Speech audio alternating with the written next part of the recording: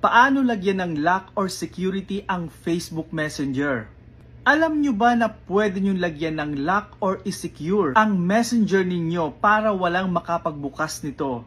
Kung sakali man na mawala, manakaw, or may manghiram kaya ng cellphone ninyo, tanging kayo lang po ang makakapagbukas niyan. At kung paano ito i-lock, gawin nyo lang po ito. Tap nyo lang yung 3 lines, then tap settings, then privacy and safety.